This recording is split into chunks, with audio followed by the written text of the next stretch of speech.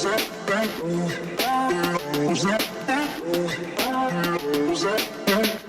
guys, Doug Price here from the Agave Social Club and Agave Social Club podcast. So this is a review video for Compoveda Reposado. I don't do a lot of review videos. I'm not going to get into all the I'm tasting this. I mean, maybe a little bit, but my review videos really come down to, is it good or is it not good? Do I like it or do I not like it? So this just came out. This is brand new Compoveda Reposado. I've got some here. You can see here in the glass. I mean, it's got good color. I mean, very, very, very good color here in the glass. So this is Compoveda Reposado. Let's just clear the air because I know people will make comments or they'll say things. Compoveda only has an extra añejo.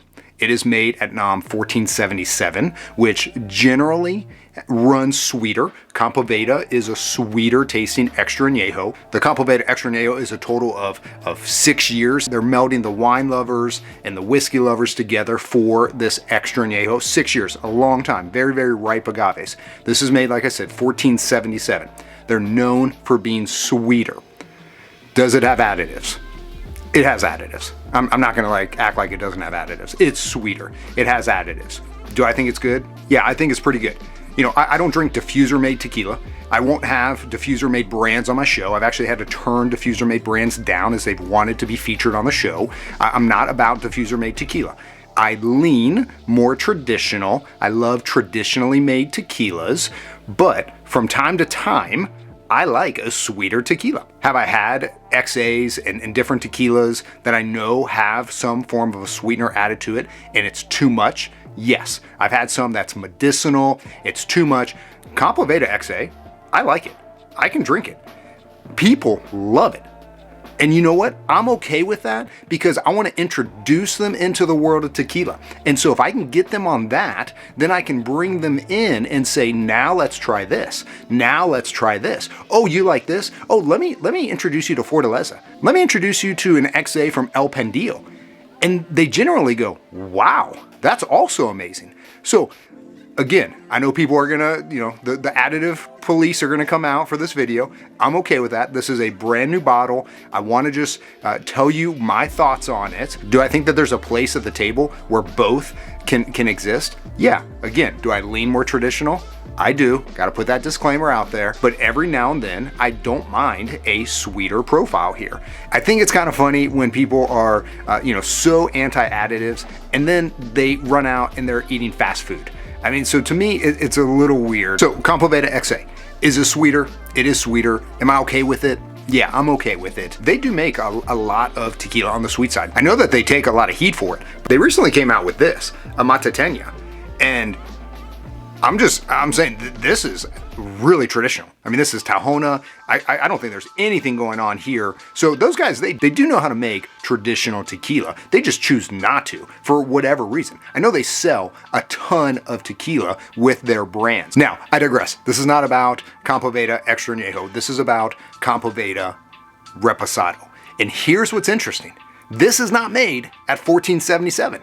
This is made at 1068. So little different, as I don't know what their thought process is, but they're going to a different distillery to make this tequila. And that distillery only makes a few brands. They make Treinta Treinta, which I don't even know if Treinta Treinta is here in the United States, but when I was in Mexico, I saw it everywhere. I mean, on buildings, on signs. Treinta Treinta is a pretty well-respected brand in Mexico. They also make Rey de Copas, which has great reviews on Tequila Matchmaker. So, they're going to different distilleries. I think that's great. That's kind of like what Arte Nam has done to, I don't know too many other brands that have different expressions out of different distilleries. This is now made out of 1068, and this is made by Sixto Vera Garcia.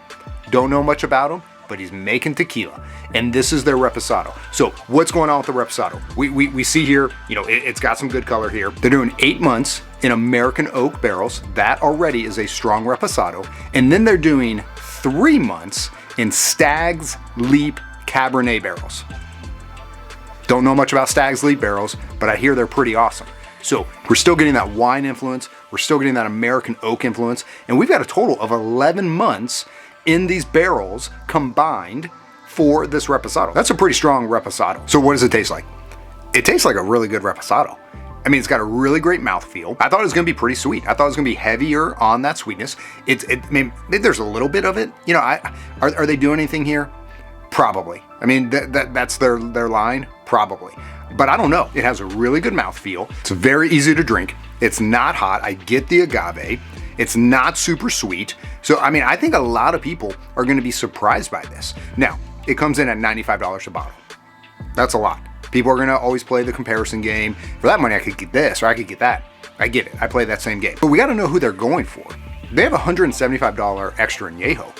So this is a brand that is in that higher tier dollar, that luxury dollar value for their tequila. And they now have a Reposado that's going to match. So who are they going after? I think they're going after the Clase Azules. I think they're going after the Don Julio 1942. That's a higher price point that I think that's who they're going after. And again, I'm a traditional guy, want to make sure I get that out there. But if I'm going to pick one of those three, I'd pick this all day long over Don Julio or Clase Azul. So I think they've got a market for this. I think they're going to sell a lot of this. I've already talked with them and I know they've sold a lot of it right out the gate. You know, we got a beautiful bottle, beautiful presentation here. I like they're changing up the colors to show for the Reposado. The XA is a darker top here as well, but you know, real sleek. This is Reserve 1. I think anything that's Reserve 1 is pretty neat to have the first run of it, as it, you know, will always change, but this is from Reserve 1. But the Compoveda Reposado. Yeah, it tastes good. It's well balanced. My thoughts on Compoveda Reposado. I'm very surprised by it. It's not as sweet as I thought it was going to be. It's still got a good profile of agave. I'm not a wine guy, so I don't really know what to be looking for here. You can go to siptequila.com and you can purchase this. I know they're, I think, one of the only places that are selling it right now, but you will start to see it across the country in different markets. So that is Compoveda Reposado. I think it's going to take some people by surprise. I would at least try it. It's worth giving a shot and taking a sip and to see if you like it or not. Thanks for watching the video. If you like it, please hit subscribe. Make sure you check out the Agave Social Club podcast, where we have a lot of brands that we featured and we've shared their story. I'm Doug Price, and thanks for watching.